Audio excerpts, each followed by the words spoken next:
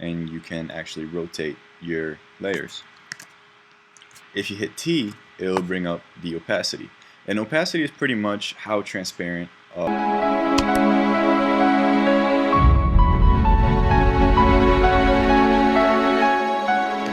Hey, what's up guys? This is Chris Chiarini for Chris Corp Productions, and welcome to this tutorial which will cover the basics of After Effects. I know it's not the most exciting tutorial that you've ever seen, but in order to get to the fun stuff, we need to get the basics out of the way. Now I know that this interface looks pretty intimidating, but once you get the basic mechanism of it and you know where everything is, everything else builds upon that basic knowledge. In other words, this tutorial will try to include all the basic needs to get you started into one video. Alright, enough talking about the tutorial, let's actually jump into it. So the first thing that we see in this interface is that it's divided into panels. You have your project panel over here, which also shares the effects controls panel. The project panel is where all your media, which can be footage, audio, images, anything like that, will be stored here. Anything that you use will be imported in the project panel. Right next to it, there's the composition panel. This is pretty much your monitor. This is where everything that you do in your timeline will appear. Before we start exploring the rest of these panels, let's actually import some footage so that we can get a better understanding of what everything does with an actual example. So to import your footage, you can either double click into this project panel area, and this will open up this import file window, or you can import files through File, Import File, or multiple files. So you see it'll pretty much give you the same thing. Or if you have a folder open already with the footage that you need, you can simply just drag it over onto this box or into the project panel area. Okay, so we now have some footage imported, and you can see that there's some basic information here. It gives you the resolution, the frame rate, the amount of colors, and the type of compression that this video has. So moving on from here, what you want to do is create a new composition. There are a couple of ways of doing this. You can either drag the footage onto this little icon here, which will create a composition based on the settings of the footage. So it'll have the same frame rate, that's the same resolution. Now another way to do this is to go under Composition, New Composition. You can notice that the shortcut for that is Command N. For PC users, I'm pretty sure it's Control N. Okay, so now that we have a composition created, let's look at other ways to import files onto your timeline. So what I have here is a simple picture that I'm going to import. So what I'm going to do is I'm going to create, for this example, a small logo overlay in the lower thirds of this video. So there are two different ways to bring this image into our timeline and see it in our composition panel. One way is to actually select it and drag it over the composition panel, and you can see that this little box appears, and what that is pretty much the size of the image. So we can see that up here it's 900 by 900, and that's actually what's showing into our composition panel. And you can pretty much drag it anywhere you would like, and as soon as you let go, it'll place it in that position. Now the other way is a little bit different, because instead of working on where you want to place it, it works on when you want to place it. So you can see that this black line forms as soon as we drag it over to the timeline panel, and that is because you're telling it first if it should be on top of the clip or under the clip. If you place it under the clip, you're not going to see it because our footage is actually covering it up. But if we bring it up by selecting it, bringing it on top of the clip, you can actually see that it appears over our footage. Now another important thing of this technique is that, let's say I'm dragging it over, you not only get to choose in what order it is placed, but you also get to choose when in time it is placed. So once again, if you drag it over the composition panel, you're choosing where your item is placed. But if you drag it over the timeline panel, you choose when it is placed. Now if you notice, whenever you drag an element onto the timeline panel, this secondary timeline indicator knob appears, and that's pretty much telling you where the beginning of that layer will be placed in time. Okay, so again, it's very basic stuff, but we're actually getting somewhere. We're starting to get more comfortable with After Effects. However, if you have a short attention span like me, I think it's probably time for a break. So here's some slow motion stock footage for your enjoyment mixed in with some dubstep. Enjoy.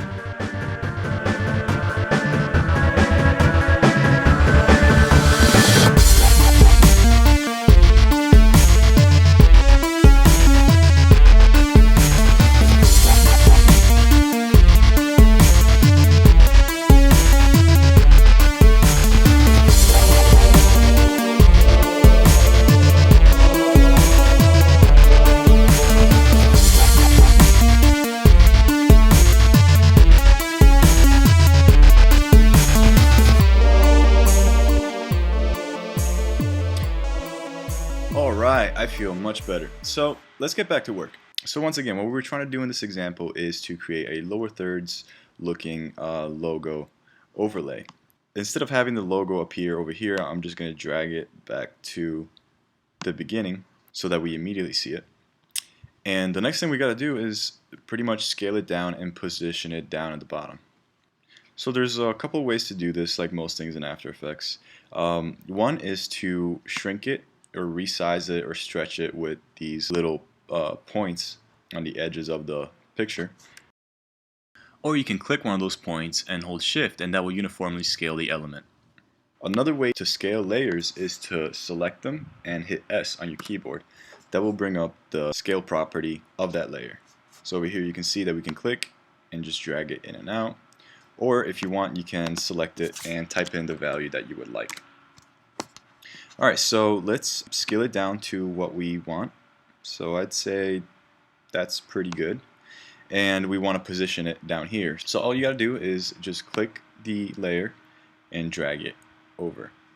Now let's say you have many layers and elements in your composition and you can't really click them. Well, just how we brought up the scale over here, you can select it and hit P, and that will bring up the position of the layer. And then you have the X and Y coordinates, and you can drag and position the layer where you want it to be. Now while we're here, let me just mention a few other things. You now know that with hitting S you bring up scale, hitting P you bring up position. Well, here's a couple other ones. If you hit R, it brings up rotation, and you can actually rotate your layers. If you hit T, it'll bring up the opacity, and opacity is pretty much how transparent your layer is. So if we bring that down, you can see that we start seeing more of what's behind it. Another cool keyboard shortcut is that instead of seeing them individually, if you hold Shift, you can actually bring more than one up. Okay, so before we move on to animating some of these properties, let's actually see a couple other keyboard shortcuts that can help you import things quicker and work with your timeline a little bit faster. So let's say you want to import something dead in the middle of your composition. There's actually a keyboard shortcut for that. You select the layer that you want to import, and you hit Command or PC Control and the question mark key on your keyboard. So if you hit that, you'll see that it will import the layer in the middle of your composition above everything else. So that's a quick little trick to import files into your timeline. Speaking of which, let's actually go a little bit more in depth with navigating in the timeline. Now you see that we have this current timeline indicator, and this is pretty much what you use to scroll through your footage. And you can see that if we click anywhere on this top part, the timeline indicator will jump to where your mouse is over in that point in time. So a few keyboard shortcuts. If you want to go to the very beginning, instead of just kind of like dragging it to the beginning, you can hit the home key on your keyboard and you can go to the end of your timeline with the end key. Not N, end key, E-N-D.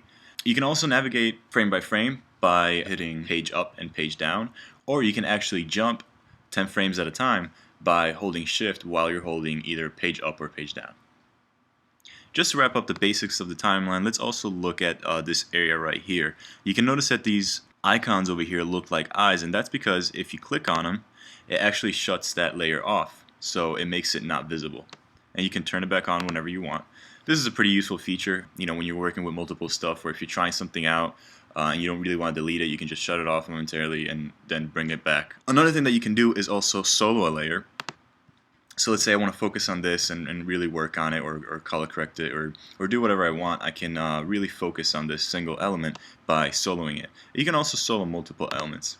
Obviously we're going to go back to what we had because these are the only two layers in our timeline, so by soloing both of them, it's pretty much like not soloing anything. But again, going back to organization being key in After Effects, this is actually a really helpful feature. One last thing that I want to point out, you saw that we can jump forward into time by clicking on the seconds bar over here.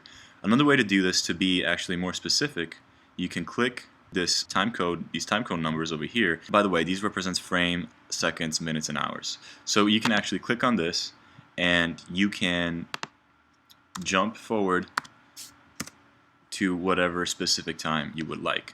Alright, so that's pretty much all we're going to cover as far as the timeline in this tutorial. I think we're ready to move on to animation, which sounds like a big chapter in this tutorial, but it's really, really simple. It's actually going to blow your mind how simple animating things are in After Effects.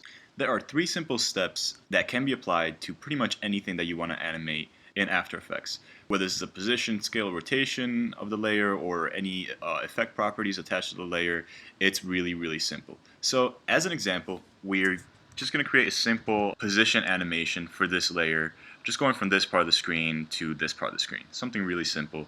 And I'm just going to apply those 3 steps. So I'm going to hit P on my keyboard, and that will bring up my position. And you notice that there's a little stopwatch looking icon by the position. If we select that, it's going to create this golden diamond. This is called a keyframe in After Effects. And it's pretty much saying that it memorized the position data of this layer at this point in time. Now if we move down in time, let's say, I don't know, 8 seconds, we can edit this value to bring it all the way to the left. And by the way, to speed things up, you can hold shift, and that'll affect the value change much more rapidly. So we can just drop it over here, and that's it. You now have an animation. If we scroll through it, we can see that the layer is moving from right to left. And again, all we had to do was 3 simple steps. You create your beginning keyframe with the beginning value that you want. You move forward in time, and then you just simply make the changes that you like, and it will record it into another keyframe automatically. Now you can notice that this one's gray and this one's golden, and the reason why is because we have this keyframe selected and not this one. So if I click on this, you can see that now this is golden because we have selected it, and this turned gray.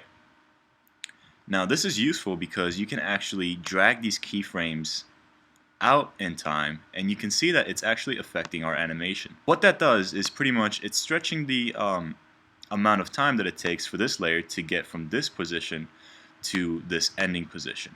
So all we're doing is just stretching out the animation. You can also make the animation quicker or happen at a later point in time in the timeline. You can also select both keyframes by clicking and dragging and making a selection, and you can move both keyframes down the road or earlier on. So it gives you a lot of control, and again, we just did 3 simple steps to create this animation. And you can also switch their positions, so now it's going from right to left. So you can play around with this, and you're going to soon start to realize that everything in After Effects, or almost everything, has a stopwatch to it. So you can literally use that technique to animate pretty much anything in After Effects. And later on, when we get into the effects, you're going to notice that if I, let's say, drop in a random effect onto this layer, you're going to see that those same stopwatches appear on some of these effect properties, meaning that you can animate these using the same simple principles that we just saw here. So sweet, we just learned how to animate in less than 3 minutes. Told you it was going to be mind-blowing. So let's move on to a little bit more exciting stuff, which is the effects. You can see that I actually already dropped just a random effect in, so let me just select that and delete that for now so we can start over and take a look at how to do this. To apply an effect, again, there's a couple of ways to do that. You can go up here in the Effects tab, and you see that you have all these categories of effects. Personally, I pretty much never use this because there's a much easier way to find the effect that you're looking for. If you go over here in this tab, in the Effects and Preset tab, I know we didn't talk much about this side of After Effects, but we're about to get into it right now. You can see that there's a search bar up here. So I can type in that same effect. I don't even need to complete the name of the effect. It's already showing you all the effects that contain the words that you're typing in. Personally, I just find this easier because you don't have to memorize which category the effect is in. You can just type it in the search bar. And this goes for any kind of effect. So let's just add a quick blur. So I can type in blur, and you see that any effect that contains the word blur in it shows up. So I'm just going to apply a simple box blur. And what I'm doing right now is I'm selecting it and dragging it on top. You can see that over here I'm over my clip, and when I move my mouse over the image, it actually selects the image. So this is a way of dropping the effects into your composition panel, but to be more precise, you can actually go in your timeline panel and drop it onto the layer that you want. So nothing's changed yet, and that's because our blur radius is set to 0. This is just a specific example. I'm not going to go too much in depth into each single effect because there's over 200 of them already built into After Effects. Notice we have those stopwatches over here so we can animate all of these properties. And I can just push this property up, and now you see that we have blurred our layer. Let me go to full resolution real quick so you can see a little bit better. By the way, this is just a quick little thing to speed up your render time. I recommend you working at half or third of the resolution so that you can work quicker, and then when you're ready to render, just bring it back to the full resolution. That's just a side thing.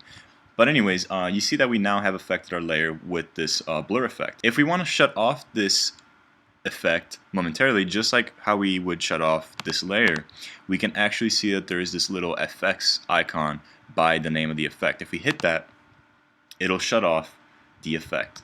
Now if we have more than one effect, so let's say I want to add like a little glow effect to this layer, I can drag it in the composition panel on the layer and the timeline panel on the layer, or I can even drag it under the previous effect or over the previous effect in the effects controls panel. So now you see that there's a little bit of glow going on. You can see the before and after by clicking.